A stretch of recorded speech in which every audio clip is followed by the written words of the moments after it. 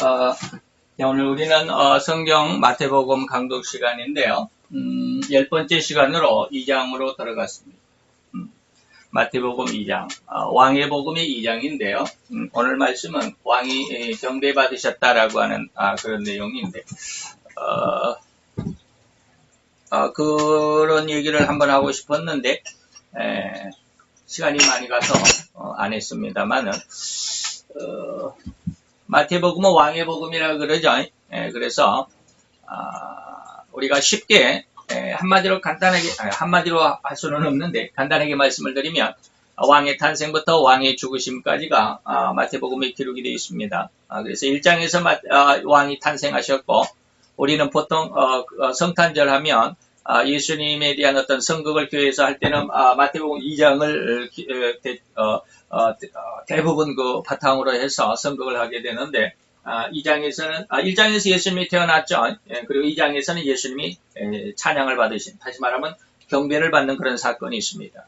그리고 경배받으신 그 예수님은 이제 30년의 시간을 지나서 3장에서 왕으로 등극하게 되고, 그리고 4장에서는 가장 이 세상에 가장 간신히 있던 간신이라고 할 수밖에 없는 사단을 제압하시고, 그리고 왕의 금령, 다시 말하면 내가 이렇게 정치를 하겠다라고 하는 다마령을 발표하는 5장에서 그래서 6장, 7장까지 산상수훈이 그렇게 기록이 되어 있습니다. 뭐 이런 내용들로 이렇게 쭉쭉 연결을 시켜가면 여러분들이 쉽게 마태복음 28장까지를 공부할 수 있겠습니다. 그런데 이것을 쭉 28장까지 다 말씀을 드리려고 하면 시간이 한 30분 정도 소요가 되니까 그렇게 할 수는 없고, 이제 7장까지만 간단하게 말씀을 드렸고요.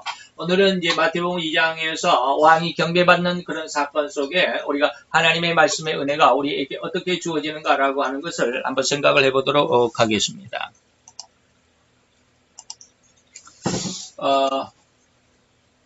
1절부터 읽어가면서 헤롯 왕 때에 예수께서 유대 베들레헴에서 나심에 동방으로부터 박사들이 예루살렘에 이르러 말했다라고 그러죠.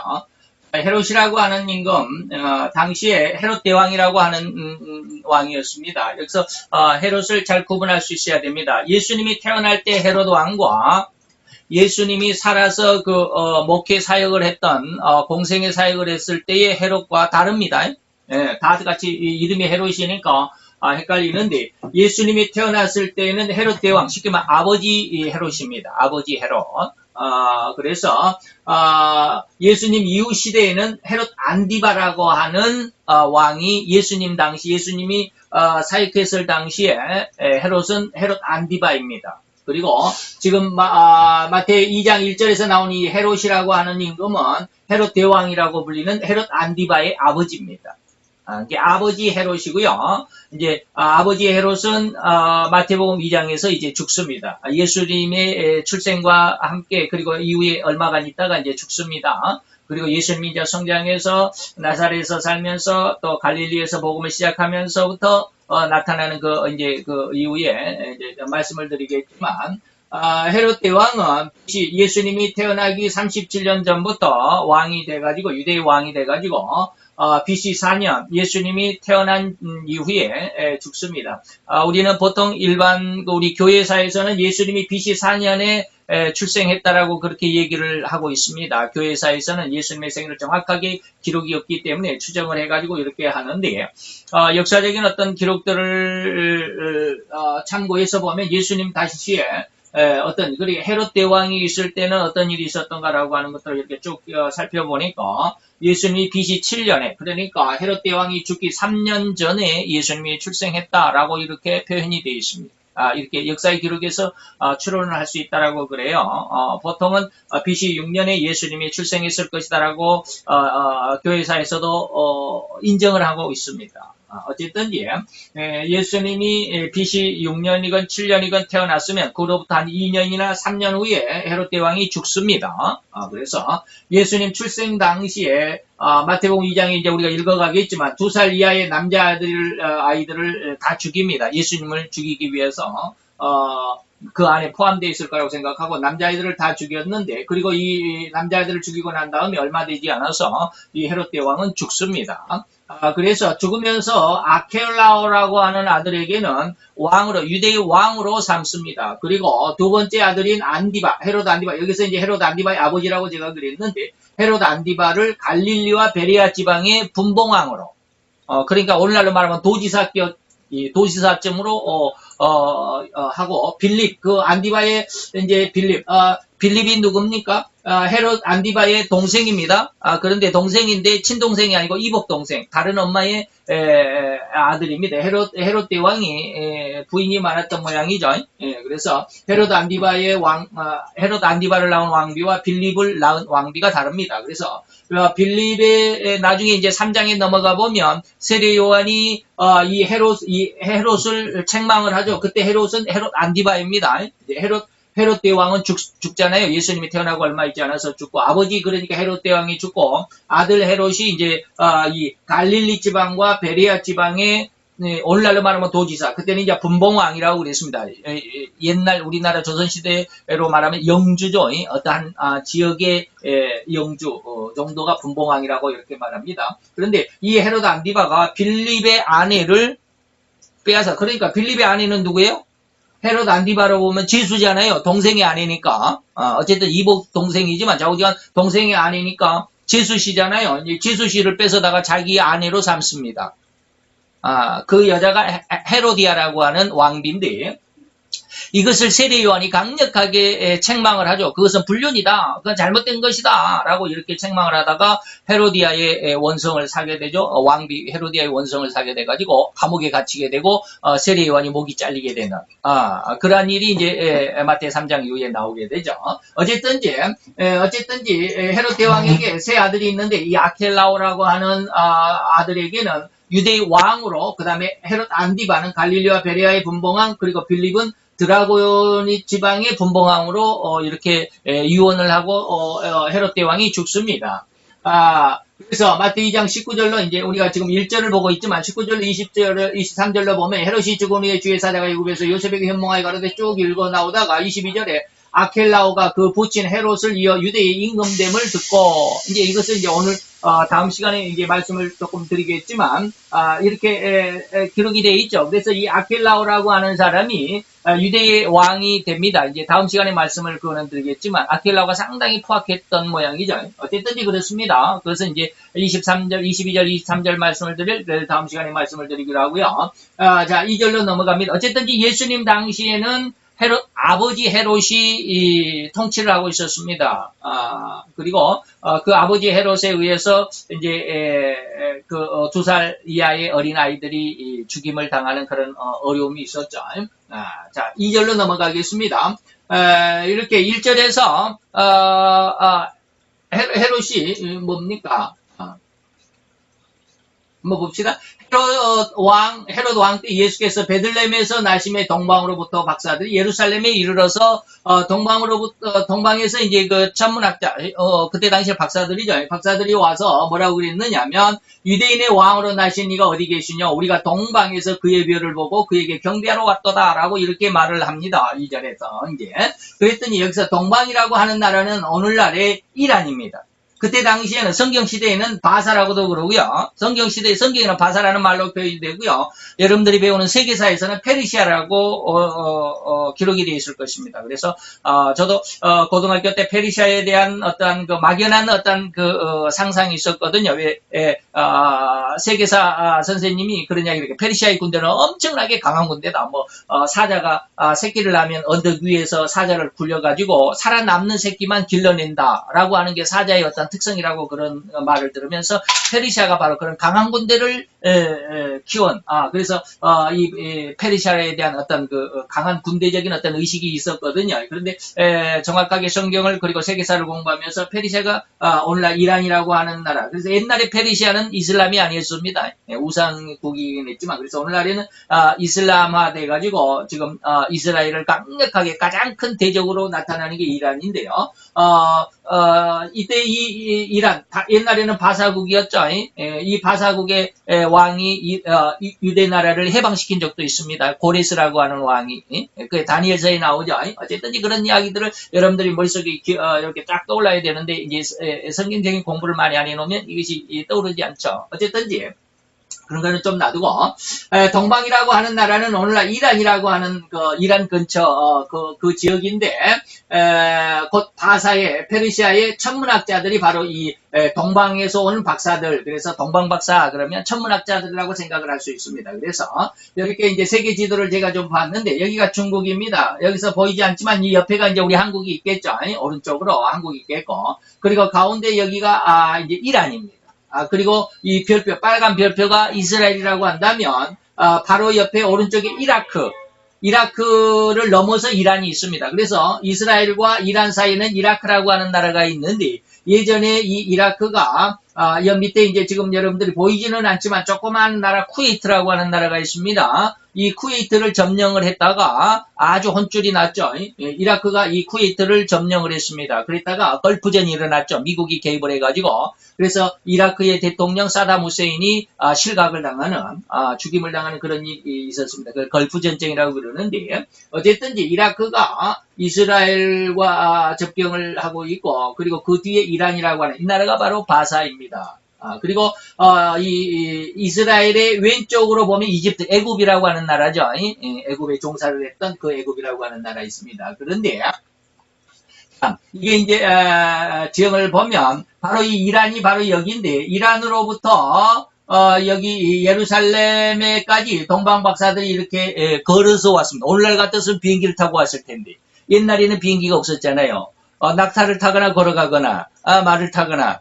그런데 먼 길을 가려면 말보다는 낙타가 참 유리합니다. 왜? 여기에 붉은스름하게 이렇게 돼 있는 저기 전부 다 사막입니다. 사막이기 때문에 이 사막을 가로질러 올 수가 없습니다. 사람들은. 그래서 이제 이렇게 제가 이렇게 화살표를 둥그렇게 제대로는 하지 않았지만 둥그렇게 한 것은 뭐냐면 이 조금 푸르스름한 곳이 산맥입니다. 산등성이에요. 그래서 이 산등성이를 타고 이렇게 돌아왔을 것이다. 그렇다고 한다면 이 동방, 다시 말하면 이란에서부터 이스라엘까지 오는데 얼마나 걸렸을까라고 하는 것입니다. 옛날에 낙타를 타고 때로는 걸어오지는 못하겠죠. 낙타를 타고 왔겠죠. 오다가 쉬다가 막 그렇겠죠. 그러면 이란에서부터 이스라엘까지, 베들레헴까지 얼마나 걸렸을까? 추정해보기로는 낙타를 타고 아무리 빨리 와도 2달 이상은 걸렸을 것이다라고 하는 것입니다. 2달 정도. 뭐 40일 이상, 2달 정도 걸렸을 거겠죠. 그렇다고 한다면 여기 이스라엘에서 예수님이 태어난 것을 동방 박사들이 축하를 했다. 그렇다고 한다면 이 이란에서부터 여기까지 오는데 2달 이상 걸렸을 것이다. 그러면 예수님이 태어나기 2달 전에 여기 이란 쪽에서 천문학자들은 별을 보고 예수님이 탄생한 것을 알았을 것이다라고 하는 것이 추정이 되겠죠. 여기서 금방 오늘날처럼 뭐 비행기 타면 한 서너 시간, 한 대여섯 시간이 뭐 오는 그런 거리가 아니기 때문에 그렇습니다. 오늘날처럼 그런 시대가 아니잖아요, 이때는. 2달 전쯤에부터 예수님이 탄생할 어떠한 조짐이 하늘에서 보였을 것이다라고 하는 것입니다. 그게 뭐냐면, 이들은 이방인들임에도 불구하고 구세주가 유대인 중에서 나올 것이라고 하는 것을 뭐요? 밤마다 이 말이에요. 왜? 별을 봐야 되니까. 별로서 그 모든 것을 알아내죠. 왜 별로서 알아냅니까? 하나님께서 창세기, 지금 제가 여기 성경을 여러분들에게 제시해드리지 않았지만 하나님께서 천지 해와 달과 별들을 만드신 의도가 있습니다. 왜 해와 달과 별들을 만들었을까? 사시사철을 만드시기도 하겠지만, 그러니까 봄, 여름, 가을, 겨울도 필요하지만 이 해와 달과 별들에 의해서 봄, 여름, 가을, 겨울도 있지만 뭐가 있냐면 징조, 시대의 징조를 알게 하시겠다라고 창세기에 기록이 되어 있습니다.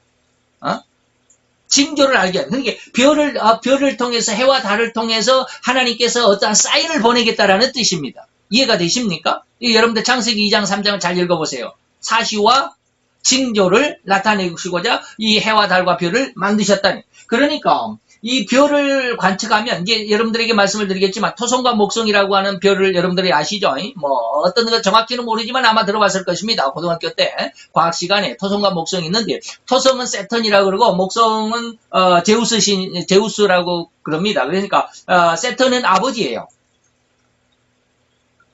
토성은 아버지 별을 상징하고요. 목성은 아들 별을 상징합니다. 옛날부터 그랬어요. 시대와 징조를 하나님께서 알리시고자 했던 어떤 그런 뜻에 의해서.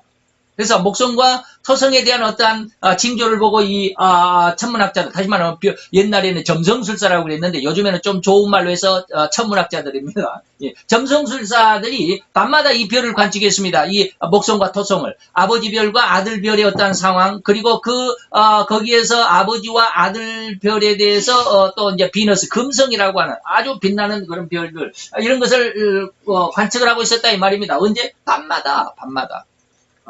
그러면 이 모든 것에 전심전력하지 않으면, 전심전력하면 이루어지거니와 더욱이 진리에 대해서 더욱 간절함을 하나님께서 반드시 약속을 응답하신다라고 이런 말씀을 제가 드렸는데, 이게 뭐냐면 이 동방의 박사들은 어떤 사람들이에요? 유대인들이 아닙니다. 다시 말하면 믿음을 가지고 있는 사람들이 아닙니다. 하나님을 믿는 사람들이 아니잖아요. 그죠? 우상의 나라에 있는 사람들입니다. 그런데 그 사람들이 어떻게 인류의 구세주에 대한 어떤 소식을 들었을까? 이스라엘이 우리가 마태 1장에서 보니까 바벨론으로 포로가 돼가지고 세계 전국 방방곡곡으로 우리가 포로로 잡혀갔다더라. 이걸 포수라고 그럽니다. 바벨론 포수. 흩어져 버렸다 이 말입니다. 그때 그 흩어진 유대인들 중에 이러한 이야기들, 다시 말하면 민수기 27장에 대한 하나님의 별, 유대의 별이 나타나면 하늘에 어떤 징조가 있을 것이고 그로 인해서 그 별이 바로 구세주다라고 하는 이야기를 이 천문학자들이 들었을 가능성이 있습니다. 그래서 이란 지역에도 오늘날 유대인들이 포로로 잡혀갔을 그런 가능성. 그로 인해서 그 천문학자들은 그런데 관심이 있잖아요. 그러다 보니까 별에 대한 관심, 그리고 거기에 대한 아버지 별과 아들 별에 대한 어떤 징조, 이것들로 인해서 굉장히 관심이 있었는데 그것에 대한 해답을 유대인들에게 대해서 성경 구절 민수기 27장에 대한 내용을 듣고 나서 그 별을 기다리기 시작한 겁니다. 언제부터? 모르죠. 언제부터 기다렸는지는. 계속 기다리는 겁니다. 그 별을 관측을 하면서. 그래서 밤마다 그 별을 관측하는 거예요. 다시 말하면 이 말이 뭐냐면 어떤 것에도 전심전력하면 이루어진다. 우리말에도 그러잖아요. 오늘날 우리말에도 꿈은 이루어진다 그러잖아요. 근데 이것이 만약에 진리에 대한 것이라면 더 확실하고 명확하다라고 하는 것입니다. 다시 말하면 이 무신론자였던 동방박사들이 진리에 대한, 하나님의 구세주에 대한 말씀을 믿었다. 진리를 믿었다라고 하는 겁니다. 단 한마디, 이 말이. 그리고 나서 그들은 평생 몇 년을 밤마다 이 별을 관측했는지는 모르지만 드디어 그 별을 관측하게 되더라 이 말입니다. 그래서 별을 관측하면은 오직 밤에만, 그것도 더 높은 곳이어야 되겠죠. 더 잘 보이려면. 그래서 이러한 간절함은 오직 진리를 믿었기 때문에 하나님의 별이 나타나는 것은 세상의 구세주가 나타날 때 하늘의 별이 움직임이 있다라고 하는 것을 믿었단 말이에요. 그런데 일반 사람들은 그걸 몰라요. 그런데 천문학자는 그걸 알아요. 예. 그죠? 예.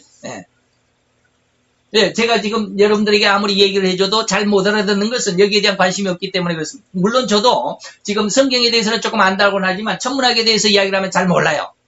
그런 것처럼 우리의 관심거리, 우리가 연구하는 대상, 그 어떤 방향이 아니면 잘 모르잖아요. 그런 것처럼 오늘 이 천문학자들은 별에 대한 아주 해박한 지식, 전문적인 지식을 가지고 있는 사람들입니다. 그래서 별의 움직임을 아주 쉽게 이해할 수 있고 그 별의 움직임을 통해서 무엇인가 세상에 일어날 것인가라고 하는 것을 짐작할 수 있는 그러한 어떤 전문적인 지식을 가지고 있는 천문학자들이었다라고 하는 것입니다. 그래서 그 모든 것들 관심 속에서도 더욱이 세상적인 것에서도 꿈은 이루어지지만 진리를 기반으로 했을 때는 반드시 이루어진다라고 하는 것을 여러분들이 믿으셔야 돼요. 이 사람들이 얼마나 이 별을 기다렸는지 모르지만 이제 제가 잠시 한 3분 정도 창조과학계 김명희 교수님의 이것이 뭐 한 2시간짜리인데 이것을 여러분들에게 다 보여드릴 수는 없습니다. 시간이 없어서. 그래서 아주 짤막하게 이 동영상을 보여드리는데 이것이 뭐냐면 제가 말씀드렸던 토성, 아버지 별, 목성,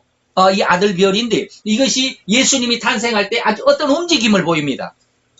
이상한 움직임을 보여요. 근데 그 움직임을 한 3분 정도 안에까지 짤막한 그 핵심 부분만 제가 지금 여러분들에게 보여드리려고 그럽니다. 넘어가 보면. 네. 그래갖고 이제 목성과 토성이 춤을 췄다는 말이 무슨 말인지를 이제 설명을 해드릴게요. 이런 겁니다. 여러분 목성이 안쪽에서 돌고 토성이 바깥쪽에서 돌기 때문에 이 토성이 좀 느리게 돌아요. 목성이 좀 빨리 돌고. 그래가지고 보통 토성이 시간에 따라 이렇게 서서히 움직이면 목성이 앞질러 가버려요. 자동차 추월하듯이. 근데 이제 예수님 탄생 때는 저렇게 추월하게 한 게 아니고 토성이 앞서가고 있었는데 목성이 뒤따라오더니 지나쳐가지 않고 만났다 헤어졌다 만났다 헤어졌다. 그것도 앞으로 갔다 뒤로 갔다 앞으로 갔다 이러는 거예요.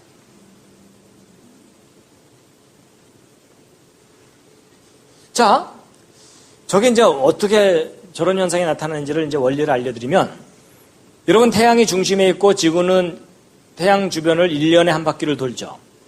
근데 이 목성은요 12년마다 한 바퀴를 돌아요. 그러니까 목성이 한 바퀴 도는 동안 지구는 12바퀴를 도는 거예요. 그러니까 이 목성이 지구를 볼 때 얼마나 방정맞겠어요. 그렇죠? 거의 뭐 이런 수준이에요. 그렇죠?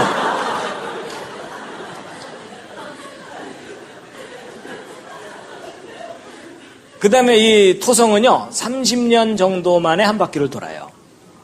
그렇기 때문에 이 둘이 공전 주기가 달라갖고 이 둘이 하늘에서 한 군데서 이렇게 만나는 것은요 20년마다 한 번씩 만나요. 그러니까 2000년 5월 28일 날 하늘에서 한 군데서 만났거든요. 앞으로 2020년 12월 21일 날 또 하늘에서 만날 거예요.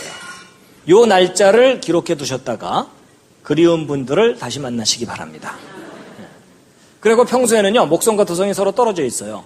그래서 밤하늘에 보면 목성 저쪽에 있으면 토성은 저쪽에 있는 거예요. 그리고 보통 그 태양이 지나가는 자리를 따라서 토성도 이동하고 목성도 이렇게 이동을 하거든요. 근데 평소에는 토성이 느리기 때문에 목성이 저렇게 자동차 추월하듯이 앞질러 가버려요. 저게 20년마다 만날 때는 저렇게 앞질러 가버리는 거예요.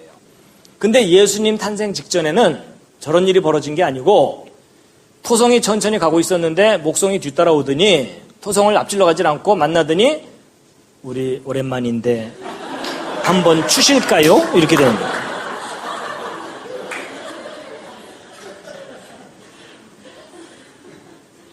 결코 평범한 움직임이 아니죠. 그래갖고 이제 저런 일이 이제 왜 벌어지는 거냐면 이런 거예요. 여러분 태양에서 행성들을 바라보면 모든 행성이 한쪽 방향으로 돌기 때문에 저런 일이 안 일어나요. 근데 우리는 지금 태양에서 보는 게 아니라 지구에서 보고 있잖아요. 근데 이 지구 자체가 앞쪽으로 빨리 가면 쟤네들이 약간 뒤로 가는 것처럼 보이죠? 근데 그게 절묘하게 일치할 때만 저렇게 춤을 추는 거예요. 그래갖고 이 목성과 토성이 하늘에서 이렇게 춤을 추는 것처럼 보이는 저 이상한 현상은 20년마다 일어나는 일이 아니고 저게 몇 년마다 한 번씩만 일어나는 일이냐면 뭐 이런 거예요. 여러분 이거 그림으로 표현해 드린 거거든요. 계속 이렇게 서로 움직일 때 이렇게 가다가 여기서 빨리 움직이니까 뒤로 가는 것처럼 보이겠죠. 그러다가 다시 앞으로 가는 것처럼 보이는 이런 건데 저런 이상한 현상은 몇 년마다 한 번 나타나냐면요. 854년마다 한 번 일어나요. 거의 1000년에 한 번 일어나는 신기한 현상이에요. 그렇기 때문에 여러분과 저는 이 세대에는 저런 현상이 없어요. 그러니까 여러분과 저는 볼 기회가 없어요. 그러니까 시대를 잘 타고 나야 저걸 볼 수 있어요. 근데 한 번 봤는데 한 번 더 보려면 854년을 버텨야 돼요. 주여, 저는 한 번 더 봐야 되겠나이다. 근데 그게 바로 예수님 탄생 직전인 BC 7년에 있었던 거예요. 그럼 여러분, 저게 854년마다 일어난다면 이때도 있었겠지만 그 전에도 일어났겠죠. 그 이후도 주기적으로 일어나겠죠. 저게 컴퓨터로요, 다 확인이 돼요. 그러니까 실제로 저렇게 일어나요. 그러면 바로 이런 현상이 구세주의 탄생을 알리는 사인이라면 그럼 예수님은 이 땅에 몇 년마다 또 다시 오셔야 돼요? 854년마다 다시 오셔서 그때마다 십자가에 또 달리셔야 되죠? 그래서 우리한테 뭐라 그러셔야 돼요?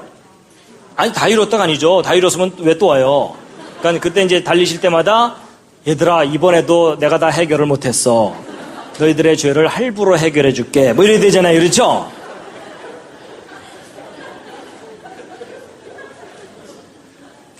근데 이제 여러분 이때도 아니고 이때도 아니고 이때도 아니고 이때가 구세주가 이 땅에 오실 거라는 것이 성경에 예언이 돼 있어요. 이게 무슨 말이냐면 성경에 예언된 때와 이 현상이 나타나는 때가 겹치는 때는 요 때밖에 없어요. 그러니까 동방박사들은 이때쯤에 구세주가 탄생할 거라는 걸 이미 알고 있었던 상황이었어요. 그리고 이 현상이 나타나기만을 기다리고 있었던 거예요. 뭐 말이 조금 이해가 될는지 모르겠어요. 이런 지금 동영상을 보여드렸는데 그때 천문학자들이 관측했던 그 별의 이상한 움직임이 BC 7년에 꼭 한 번, 그 전에도 있었다고 그랬죠. 854년마다 한 번씩 있어야 되니까 1700년, 1702년도에도 있었고 뭐 그랬죠. 예, 그런데 이제 여기서 여러분들이 이제 이 동영상을 끝까지 뭐 2시간짜리를 다 보면 정확하게 나오지만 지금은 그걸 다 보여드릴 수는 없는 시간이라고 그랬기 때문에 이 간단한 이때 이 부분만 제가 한 3분, 4분 정도를 이렇게 잘라서 여러분들에게 보여드렸지만 이때 모든 성경에 예언된 내용들이 예수님이 탄생할 것을 예언된 이런저런 모든 조각들이 다 모여서 합쳐서 딱 계산을 해보니까 BC 7년이 정확하게 맞더라라고 하는 그런 내용입니다. 넘어갑시다. 더 이상 그것을 설명하면 또 시간이 가니까. 그 다음에, 이제 이렇게 헤롯, 왕에게, 아버지 헤롯에게, 동방박사들이 와가지고, 별이 나타나는 것을 우리가 봤습니다. 라고 이제 이야기를 하고, 유대인의 왕이 어디서 태어났습니까? 라고 하니까, 헤롯은 어때요? 자기가 아들을 낳지 않았죠. 자기가 왕이긴 하지만, 내가 지금 아들을 낳은 건 아닌데, 왕으로 낳았다고 그러니까 이제 뭐 해서 소동했다라고 하는 겁니다. 그러면, 동방박사들의 말을 서야 비로소 헤롯 왕과 예루살렘의 백성들이 알게 됐다. 그리고 술렁거렸다. 소동했다. 다시 말하면 그 전에 알고 있었다 모르고 있었다? 몰랐다라는 거예요. 별이 나타난 것을 동방박사들은 보고 알았지만 왕이나 또 유대인들 원래 성경 말씀의 주인인 어떻게 보면은 유대인들이죠. 성경 말씀의 어떤 핵심 인물들이 유대인들인데 유대인들도 몰랐어요. 그죠? 이때서야 이 동방박사들의 말을 듣고서야 비로소 헤로드 왕이 알게 됐고 예루살렘이 소동했으니까. 다시 말하면 잘 기억을 해야 합니다. 이론이나 지식으로 알고 있을지라도 관심을 가지지 않는다면 절대로 하나님에 대한 내용을 알지 못합니다. 나중에 이제 3절로 여러분들에게 말씀을 드리겠지만 헤로드 왕이 이 동방박사들의 말을 듣고 뭘 했어요? 성경 박사들을 불렀어요.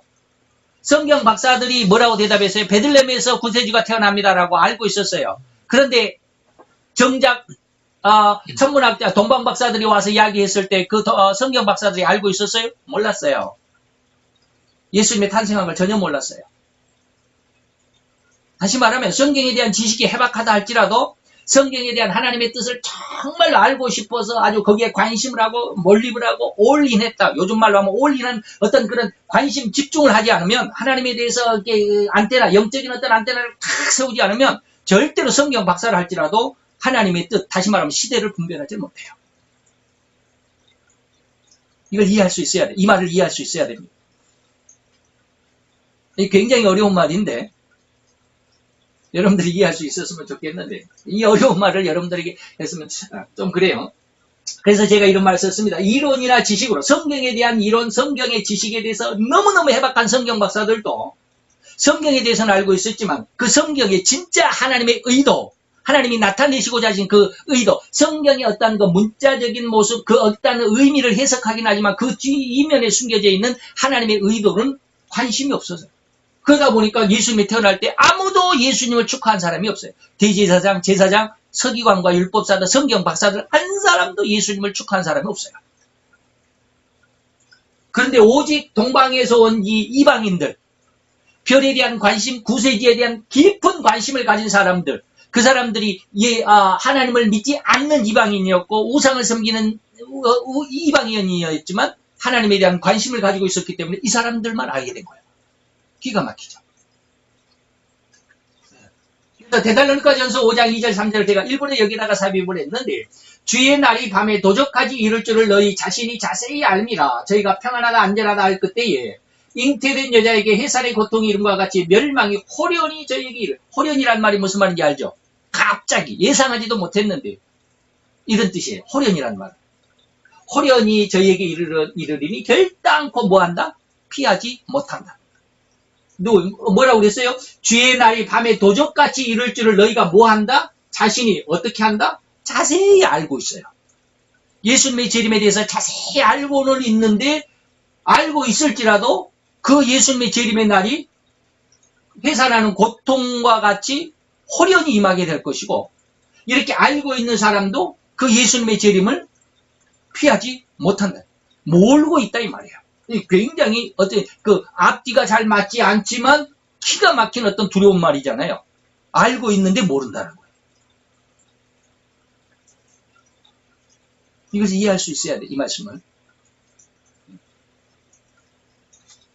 예수님 헤로드 왕과 예루살렘, 다시 말하면 제사장, 대제사장이 그때 당시에 2명이나 있었습니다.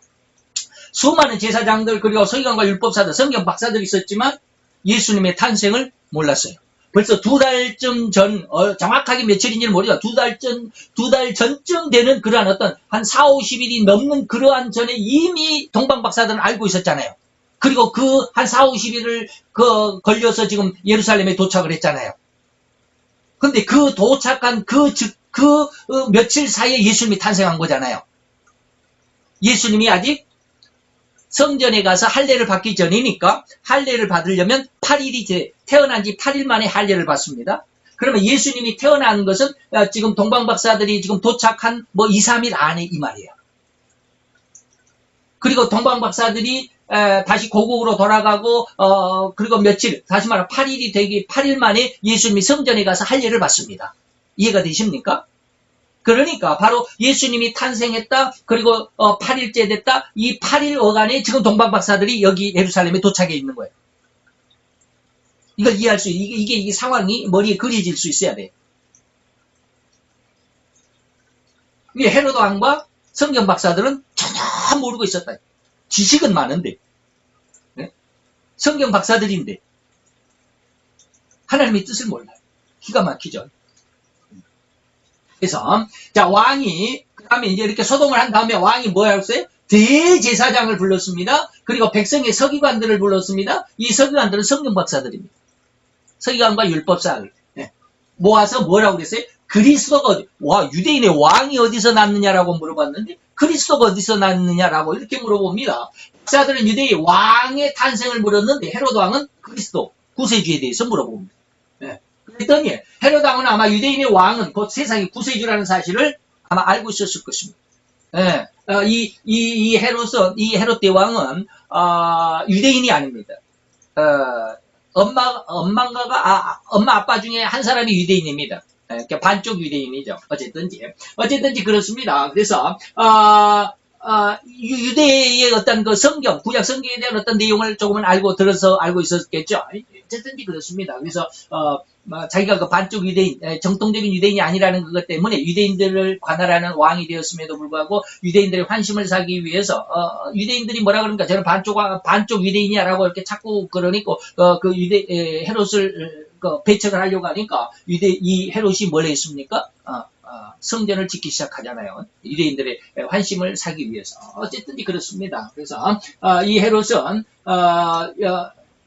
왕의 탄생, 유대인의 왕의 탄생은 곧 구세주, 그리스도라고 하는 사실을 알고 있었을 것입니다. 그래서 이 헤롯 왕은 자기의 왜 이런 것에 이 그리스도라고 하는 사실을 알게 됐느냐면 이 헤롯 왕은 어떤 인물이냐면 굉장히 쉽게 말해 강교한 사람입니다.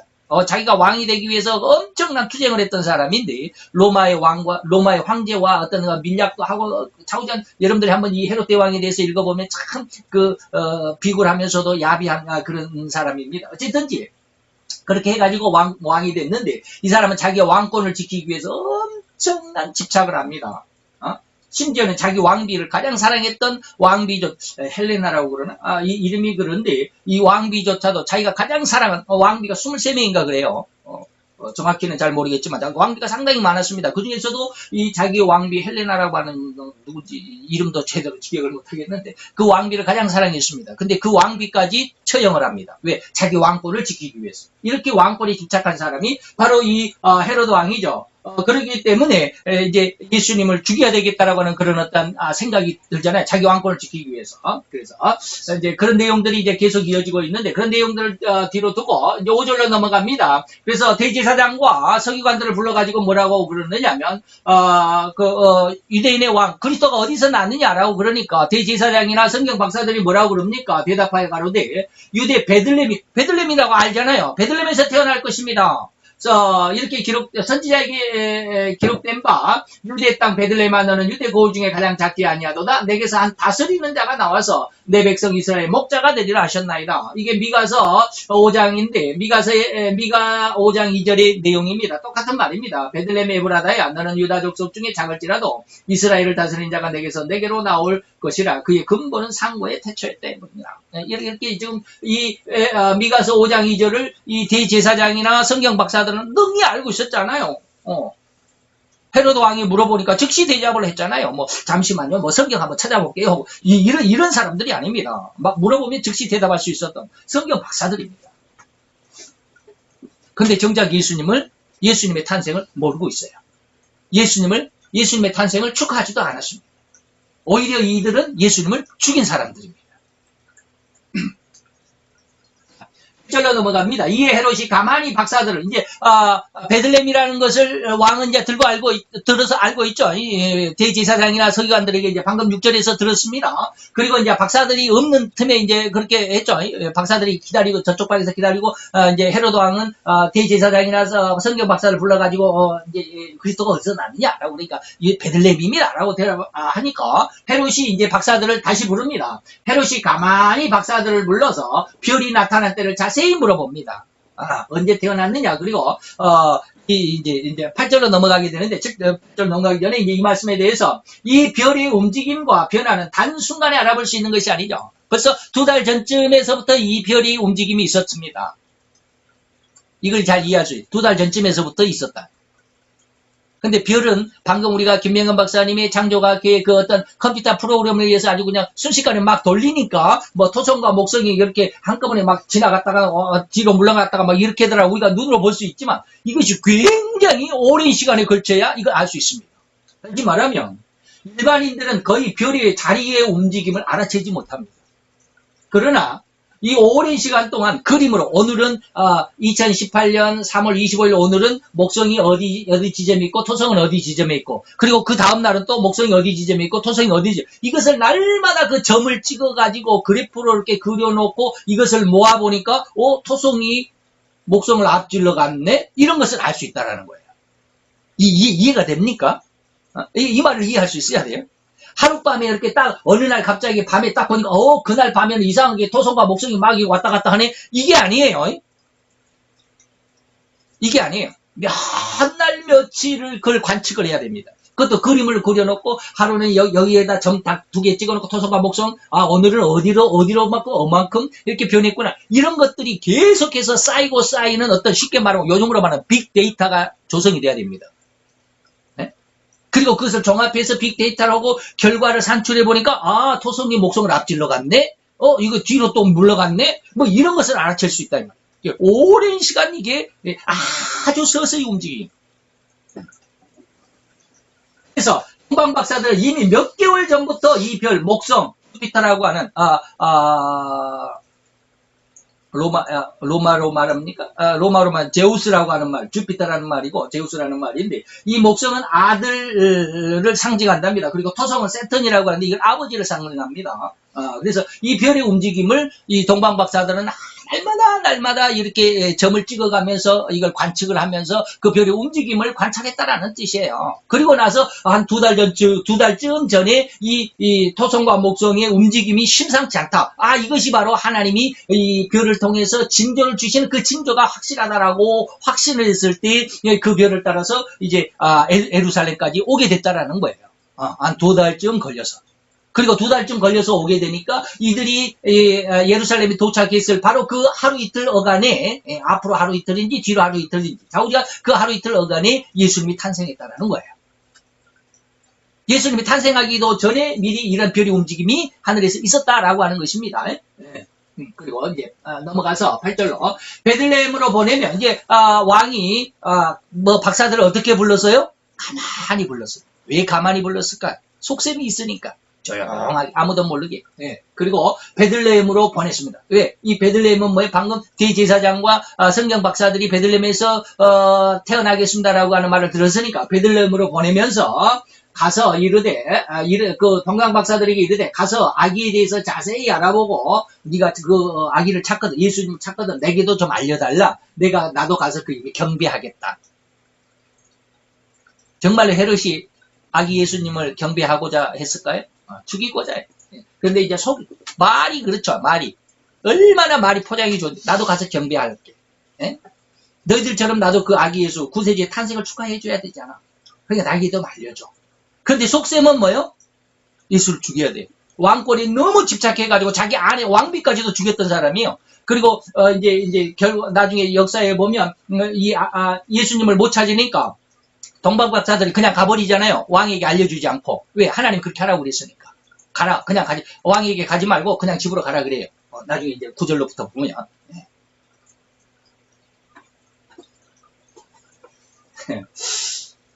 여러분들 지금 아직 머리가 복잡해질 거야. 네. 도대체 뭔 말인지 잘 모르겠어요. 처음 들어보면. 이제 정리를 할 수 있어야 돼. 자, 지금 제가 왜 무슨 말을 하려고 지금 잠시 이렇게 뜸을 들이고 좀 조용하게 얘기를 하느냐면, 말은 너무 좋아요. 근데 속셈이 있어요. 그런데 이걸 알아야 돼요. 죄악에 떨어져 버린, 정말로 죄에 사로잡힌 모든, 이 인류 중에 단 한 사람, 예수님만 빼고 모든 사람들은 다 속셈을 가지고 있습니다. 아무리 말이 좋다 해서 그 말에 속아 넘어가면 안 돼. 근데 속아 넘어갈 수밖에 없어요.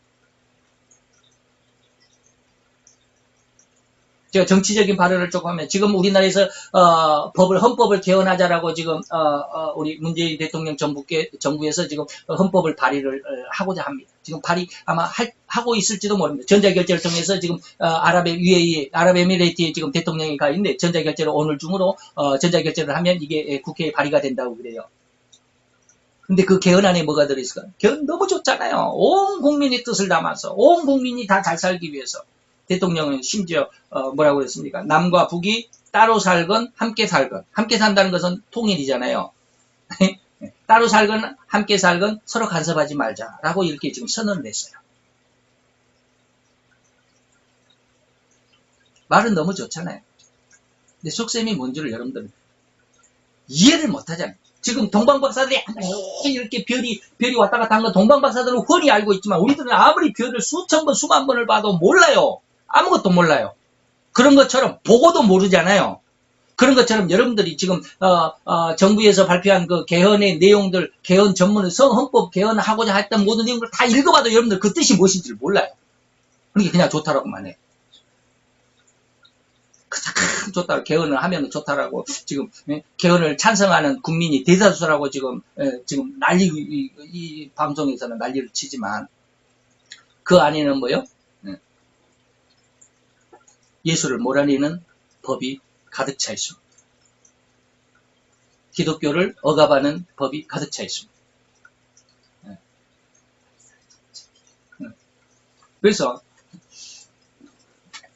제가 이 말을 빗대서 지금 오늘 정치적인 말을 한마디 했는데 어쨌든지 왕은 아기에 대해서 찾거든 내게도 고하여서 나도 가서 그에게 경배하게 하라라고 하는 것은 이 포장이다라고 하는 것입니다. 근데 여기에 넘어가서는 안 되는데 이걸 들여다볼 수 있는 눈이 필요합니다. 이걸 우리는 영안이라고 그럽니다. 여러분들이 이런 은혜를 얻기 위해서 수없이 많은 노력을 해야 됩니다. 첫째는 뭐냐면 성경을 많이 알아야 돼요. 그러면 성경 박사들, 오늘 대제사장의 성경 박사처럼 성경을 많이 알 수 있습니다. 근데 거기서 멈춰버리면 하나님의 진리를 알 수 없습니다.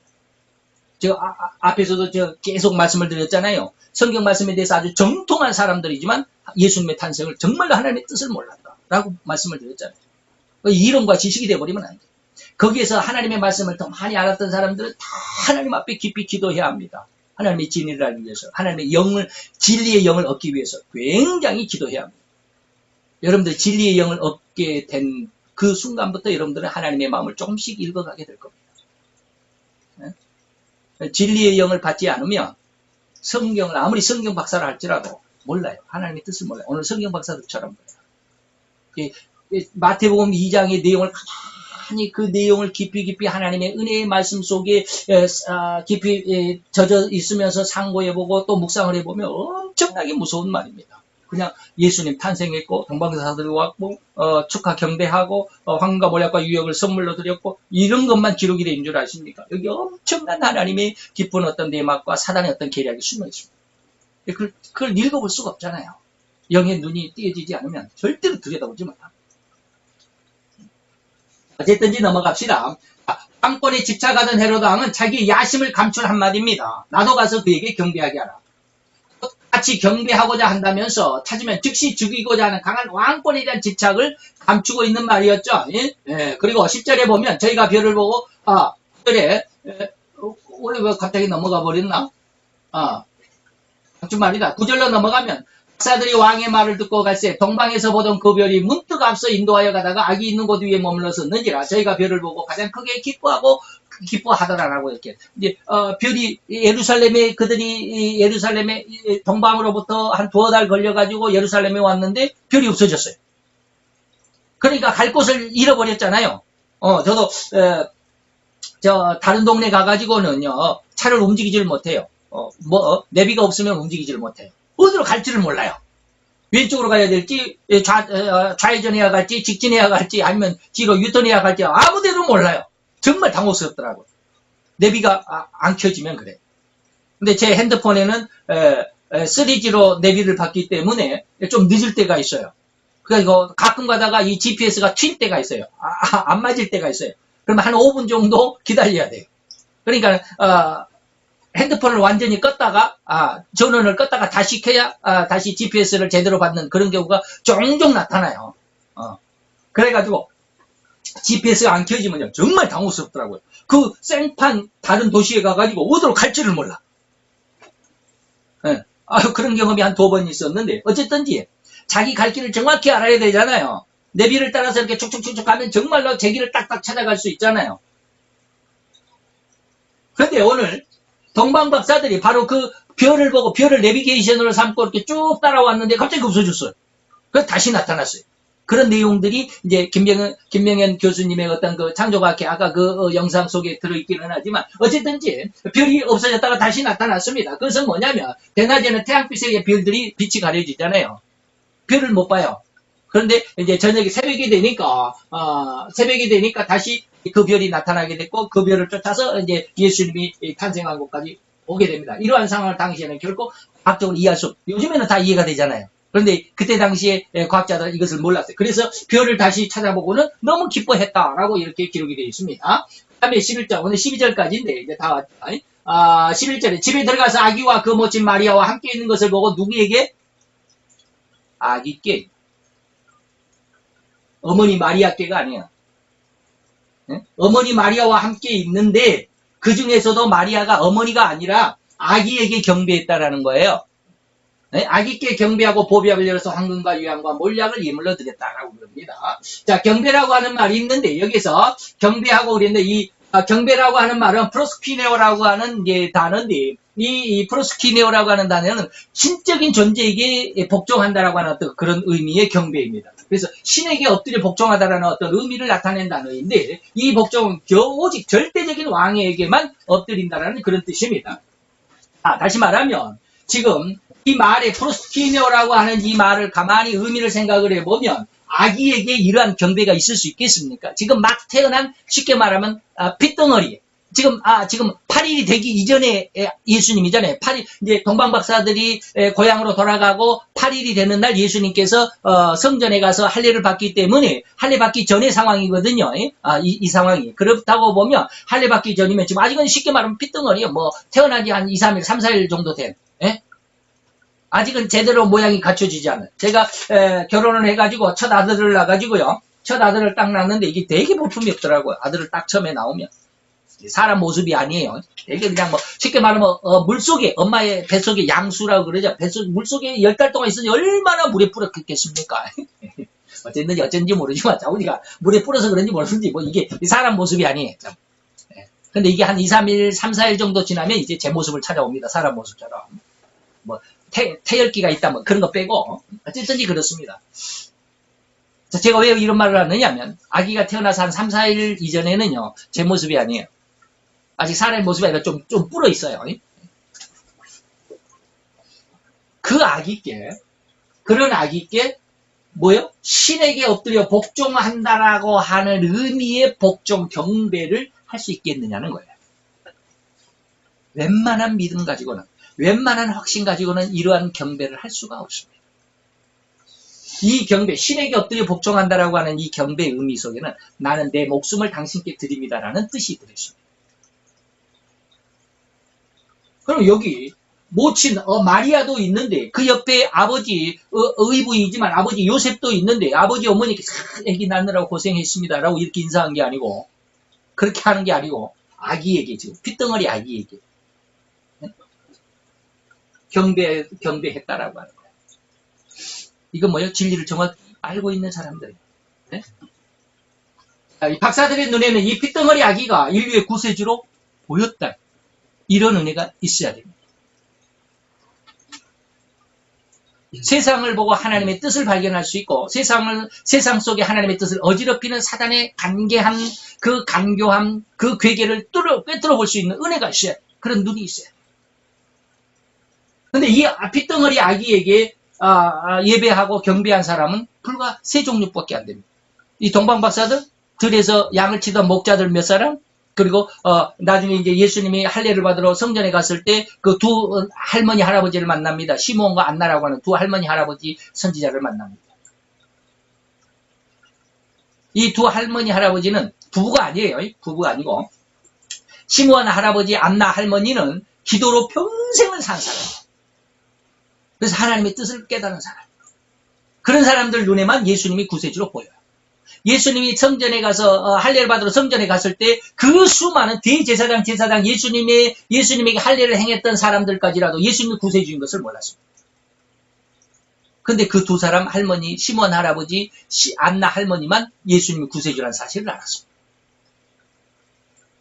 성경 박사들이 수독한 그 예루살렘 그 안에서 성전 안에 성경 박사들이 득실거렸던 대제사장 제사장들이 득실거렸던 그 성전 안에서 예수님을 구세주로 알아본 사람은 아무도 없었어요.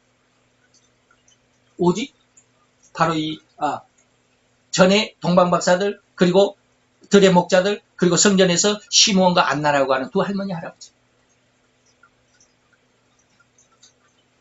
성경을 통해서 이 세상사와 인류사에서 세상 나라 흥망성쇠, 인류사는 사람들의 어떤 모든 살아가는 모든 인간들의 어떤 인생사, 인류사를 하나님의 의도를 정확히 들여다볼 수 있는 눈이 아니면 절대로 예수님에게, 이 핏덩어리 예수에게 경배할 수가 없죠. 우리는 그런 예수를 능히 들여다볼 수 있어요. 오히려 예수를 죽이잖아요. 성경 지식을 가지고 있었던 그들이 오히려 하나님을 거역하는 아주 잘못된 어떤 도구가 돼버리고 말았잖아요. 그래서 우리는 성경을 통해서 이 세상사와 인류사에서 하나님의 의도를 정확히 들여다볼 수 있는 눈이 되도록 하는 그런 신앙 운동이 정말로 필요합니다. 그런데 기도를 많이 하셔야 돼요. 성경을 많이 읽어야 돼요. 성경을 많이 공부해야 되고 공부하는 그곳에서 그치지 않고 거기서 더 한 걸음 더 나가서 하나님의 진리의 영을 받고자 더 노력하고 하나님 앞에 간구하는. 그러다 보면 진리의 영을 받을 때 여러분들이 느낌이 옵니다. 깨달아지는 게 있어요. 그때야 비로소 하나님의 뜻을 하나하나 알아가게, 성경을 지나서 하나하나 하나님의 뜻을 알아가게 됩니다. 그러기 전에는 여기 동방박사들, 대제사장이나 성경박사들처럼 성경 지식 안에 딱 갇혀버리면, 다시 말해, 오늘날 유대인들이 그러잖아요. 성경 지식 안에 딱 갇혀져 버리니까 예수를 못 알아보잖아요. 그들은 성경의 박사들입니다, 유대인들. 그래서 박사들의 세 종류의 예물이 예수가 그리스도의 이름을 상징한다. 이게 맞네. 앞으로 이제 여기가 슬라이드가 4개 남았습니다. 세 종류, 황금과 유향과 몰약인데요. 황금은 뭐예요? 첫째 예물 황금은 변하지 않는다는 어떤 의미를, 황금은 변하지 않죠. 그래서 영원한 왕권, 예수님이 왕이라는 어떤 사실. 그래서 예수님은 만왕의 왕을 상징하는 예물이 된 것이고요. 두 번째는 유향이라고 그러는데, 유향은 뭐냐면 하나님의 성전에서 그 불을, 요즘에 우리 제사를 지낼 때 향불을 키우죠. 이렇게 간을 다 하는 그 향을 키우죠. 그게 유향입니다. 그 성전에서 불을 살라 향기를 피워내는 향품이 바로 유향입니다. 이것은 뭐냐면 기도를 상징하고 예수님의 선지사역을 상징합니다. 예수님의 선지자의 곧 천국의 모든 비밀을 드러내는 천국의 사역자 또 선지자를 의미하는, 그래서 예수님이 선지자임을 상징하는 그런 예물이 되겠다. 세 번째 예물은 몰약인데, 몰약은 뭐냐면 방부제입니다. 그래서 죽은 시체, 사체에 발라가지고 빨리 썩지 않도록 하는 그런 방부제, 썩지 않도록 하는 방부제의 역할인데, 이것은 예수님의 죽음을 상징합니다. 죽음을 상징해서 이 세 가지 예물로 인해서 예수가 그리스도임을 상징하는, 그래서 핏덩어리 아기 예수께 경배할 뿐만 아니라 그가 세상의 왕이고 그가 세상의 선지자고 제사장이라고 하는 그런 어떤 의미로 이 황금과 유향과 몰약을 예물로 드렸다. 12절에 보니까 꿈에 헤롯에게로 돌아가지 말라라는 하나님의 지시가 있었습니다. 그래서 다른 길로 고국으로 돌아가 버리고 말았습니다. 하나님의 뜻이니까 왕은 뭐요? 내게도 분명히 알려줘라 그랬잖아요. 근데 그 나라에 와가지고 다른 나라 사람이 그 나라에 와가지고 그 나라 왕의 명령을 거역하면 뭐가 돼요? 도망죄가 됩니다. 잡히면 사형입니다. 그런데도 도망가야 돼요. 왜? 하나님이 그렇게 하라고 그랬잖아요. 하나님은 헤롯의 마음을 알아요, 몰라요? 알잖아요.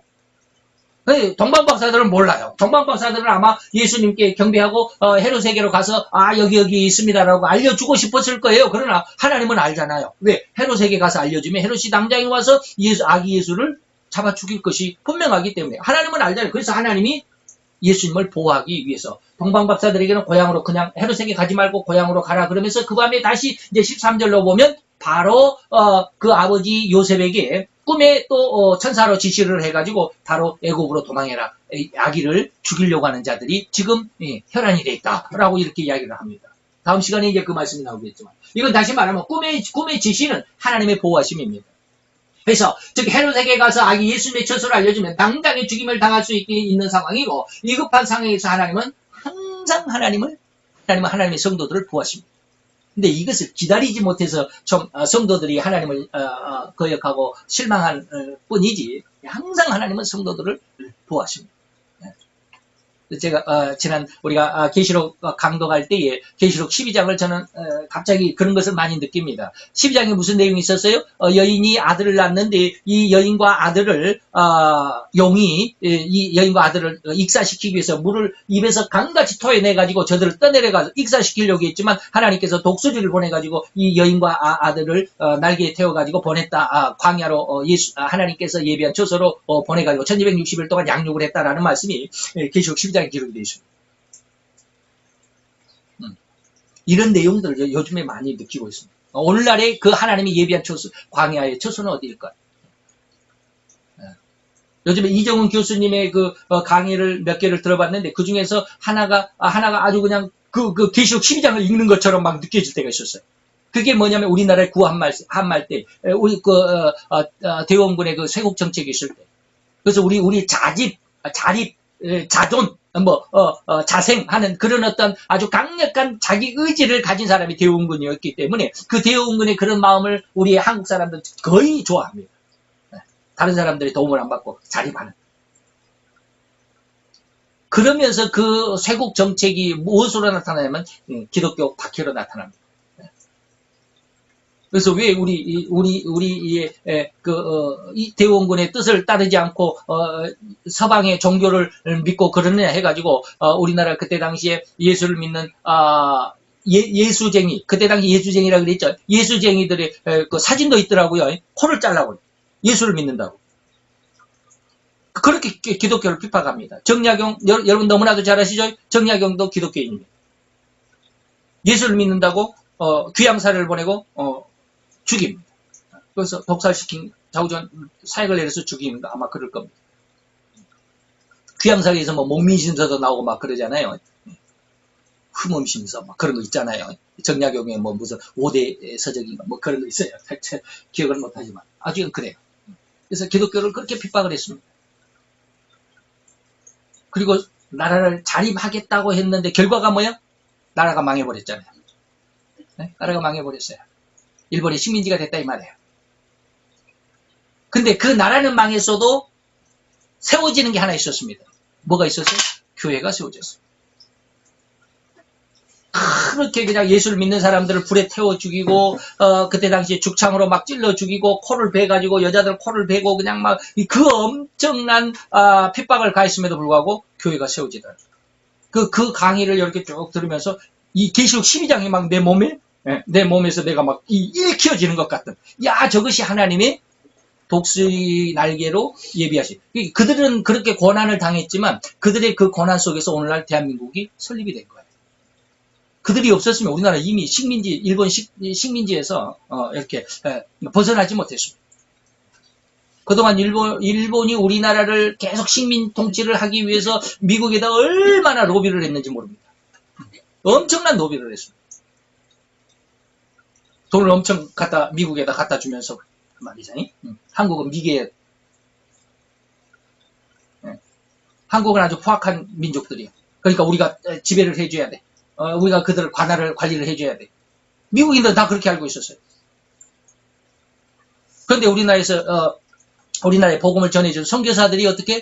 선교사들이 우리나라의 상황을 그대로 미국에 선교 보고를 하는 겁니다.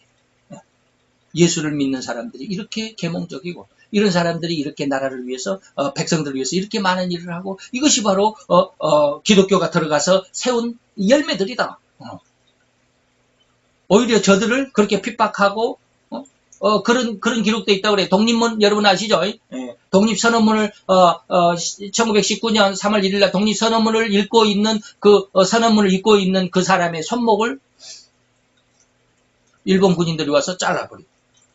읽고 있는데 누가 더 포악한 자들이냐라고 이렇게 미국에다가 그냥 선교사들이 선교 보고를 하고 그래가지고 우리나라가 세워진 거예요. 일본이 멸망을 받게 되는 거예요. 그런 내용들을 이렇게 보면 하나님은 뭐 성도들을 항상 보호하시는. 그래서 그때 당시에 기독교인들 그런 어떤 희생과 그런 어떤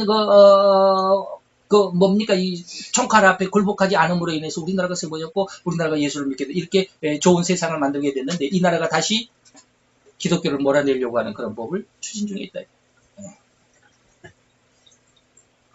근데 저는 갑자기 그런 생각을 많이 해요. 제가 부모 시대잖아요. 지금 50년 후반에서 60년대 이 시대에 태어난 사람들을 부모 시대라고 그럽니다. 그래서 제가 70년대 후반쯤에 이제 1978년도에 고등학교를 졸업했으니까 그 후반 80년대 초반 70년대 후반에서 80년대 초반에 대학을 가려고 많이 노력을 했는데 대학을 못 갔어요. 공부를 못해서 실업계를 나왔고 시골에 있다 보니까 지금 생각하면 그때 대학을 안 간 게 얼마나 다행인지 몰라요. 왜 그랬을까? 그때의 그 1970년대 1980년대 이때 당시에 우리나라에서 이러한 쉽게 말하면 이 공산 이런 사상 오늘 이석기 국회의원 잡혀갔잖아요. 여러분 아실 겁니다. 그런 어떤 공산주의 어떤 사상이 대학가에 물결 넘치듯이 넘쳤습니다. 아마 제가 그때 대학을 갔었으면 아마 그런 공부를 했을지도 몰라요. 여러분들이 동아리 뭐 이런 거 있죠 대학교에서 아마 그런 거 했어요. 왜 제 성질이 그런 걸 따라갈 수밖에 없어요. 근데 그때 제가 대학을 안 갔기 때문에 그런 어떤 물을 받아들이지 않았고, 그러다 보니까 이제 지금 생각하면 너무 그때 대학을 안 간 게 너무, 그때 대학 다닌 사람들이 다 그런 사람들, 그러지는 않아요. 물들 가능성이 많았다라는 거예요. 그때 당시. 그때 당시에 제 나이 또에 지금 이 시대에 있는 사람들이 전부 거의가 그런 어떤 학생운동권이 나를 잘못했다라는 게 아니고 학생운동을 하는 사람들 중에 상당 부분이 이러한 그 좌파의 어떤 그런 어떤 의식이 공부를 동아리에서 많이 했습니다. 그래서 지금 그런 사람들이 지금 저만큼 이제 다 이제 중년이 아니라 장년이 됐잖아요. 장년이 아니라 중년인가? 작년 다음에 중년이니까 자기가 이해된 사람들이 됐잖아요. 그러니까 나라를 지금 쥐고 흔들잖아요. 그럴 수밖에 없어요. 그럼에도 불구하고 하나님은 하나님의 성도들을 그 안에서 면면하게 붙들고 가십니다. 세상이 제가 계시록을 공부하면서 적그리스도의 후 3년만 어마어마하게 환란이다. 인류의 3분의 1이 죽는다 그러지만 3분의 2는 살아남는데. 예? 그 어마어마한 흉폭한 시대에도 3분의 2는 살아남고 그 적그리스도의 시대가 속히 끝난다. 3년 반이 속히 가버리면 그 위에 예수님의 재림이 그리고 성도들의 승리가 있다라고 하는. 그러니까 앞으로 이렇게 우리나라가 이렇게 그 사회주의화 될 가능성도 많고 그리고 지금 트럼프가 미국 대통령으로 인해서 크게 할 일이 많다라고 하지만 저는 트럼프의 크게 하는 그 일이 굉장히 두려움으로 느껴집니다. 왜? 미국이 고립이 되거든요. 자기 어떤 주장을 하기 위해서 그냥 막 기독교를 앞세우기는 하지만, 지금 트럼프는 기독교인으로서 기독교를 앞세우기는 하지만, 그런 어떤 자기 고집으로 자기 어떤 독단적인 어떤 일로 인해서 우방들이 다 떠나가잖아요. 우리나라도 지금 미국과 지금 한미 동맹을 강화시킨다라고 하지만, 지금 미국을 조금씩 멀리하는 그런 어떤 법이 지금 발의 중에 있잖아요. 앞으로 한미 연합 훈련이 없어질지도 모르겠어요. 그러다 보면 미국이 뭐요? 외톨이가 되잖아요. 혼자 강해지잖아요. 그 강한 미국이 소련의 견제를 받고 중국과 한번 붙을 수도 있어요. 그것이 바로 이제 열발가락의 탄생과 함께 열발가락이 짐승에게 권세를 주는 그런 역사로 이어질 가능성이 무척 심하고 무척 강하다고 저는 봅니다. 그래서 이제 이정훈 교수는 한미동맹, 그리고 트럼프가 지금 아주 중요한 일을 한다라고 그렇게 말씀을 하시지만, 그 성경에 대한 아직 그런 어떤 지식이 좀 없는 것 같은 느낌을 많이 받아요. 그런 어떤 이 사상적인 시대적인 어떤 그 안목은 저보다 훨씬 앞서 있지만, 성경적인 지식은 좀 그렇다. 그래서 이런 부분에서는 조금 더 내다보지 못하시는 거라는 그런 아쉬움이 있지만, 그러나 그분의 어떤 사상사나 그런 어떤 그 시대사를 들어보면 정말로 우리 목회자들이 들어야만 하는 그런 것을 알 수는 있지만, 그래서 그분의 이정훈 교수의 강의를 듣다 보면 계시록 12장이 제가 막 느껴져요. 몸으로 느껴지고. 그래서 하나님은 성도들을 보호하십니다. 물론 성도들이 많은 핍박을 받습니다. 인류의 3분의 1이 죽을 때 대부분이 그리스도인들이 죽습니다. 3분의 1이 다 그리스도인이 아니라 대부분이 그리스도인입니다. 그 중에 3분의 2가 그리스도인일지는 모르겠어요. 나머지 3분의 1은 그냥 전쟁하다가 죽은 불신자들도 있고 우상 종교자들도 있을 것입니다. 그렇지만 하나님은 하나님의 뜻을 이루어 가십니다. 그 안에서 하나님의 뜻을 하나님의 성도들을 보호하시고, 그 보호하시는 그 성도들로 인해서 예수님의 재림 때 이 세상을 천년왕국으로 하나님께서 만드실 것이고, 그 천년왕국 동안에 그때 살아남은, 그리고 또 예수 안에서 죽임을 당한 순교자들이 다시 살아나서, 첫 번째 부활이죠. 첫째 부활에 참석한 그 순교자들이 다시 살아서 왕노릇 하게 될 것입니다. 이 역사를 이렇게 쭉 하나님의 역사를 볼 수 있어요. 그래서 하나님이 위급한 상황에서 하나님은 항상 성도를 보호하신다라고 하는 이 하나님의 말씀을 절대로 잊어서는 안 돼요. 그래서 이 애굽으로 예수님과 그 어머니 이제 꿈의 요셉에게 다시 동방 박사들에게는 고국으로 돌아가라. 헤로데에게 가지 말고 고국으로 돌아가라 했지만, 그 다음에 13절로 보면 요셉에게 다시 나타나가지고 빨리 애굽으로 피난하라. 하나님이 지켜주시는 거예요. 그래서 왕의 명령을 거역하면 죽임을 당하는 이 상황에서 이 동방박사들은 순교의 신앙으로 내가 잡히면 죽겠다 하면서 하나님이 꿈에 나타나가지고 돌아가라고 그랬으니까 왕에게 가지 않고 우리가 고향으로 돌아가자라고 해서 이 동방박사들은 고향으로 돌아갑니다. 이런 오늘 모습 안에서 이 마태복음을 통해서 우리가 다음 시간에도 좀 배우겠지만, 이 하나님의 어떤 깊은 내막과 섭리하심, 그 하나님의 운영, 주관하심 속에 우리의 인생을 맡길 수 있는 귀한 믿음, 그 안에서 하나님의 그 축복을 받을 수 있는 우리 성도들이 되시기를 축원합니다. 기도합시다. 할렐루야. 주님, 오늘도 여호와의 은혜와 은총을 감사드리나이다. 주의 영광 앞에 있는 이 시간, 또 주의 은혜와 은총, 그 하나님의 진리 가운데 있는 이 시간을 주께 감사를 드리나이다. 이 시간을 통해서 우리가 하나님의 뜻을 알고 하나님의 아들로서 하나님의 딸로서 성장해 가기를 소원하는 결심과 그 신앙의 아름다운 아버지의 변화가 있게 되기를 주여 원합니다. 하나님 역사하시고 주의 사랑하는 귀한 자녀들에게 큰 축복으로 아버지는 더 충만하게 역사하여 주실 것을 믿고 예수 그리스도의 이름으로 감사와 기도드려 싸움나이다. 아멘.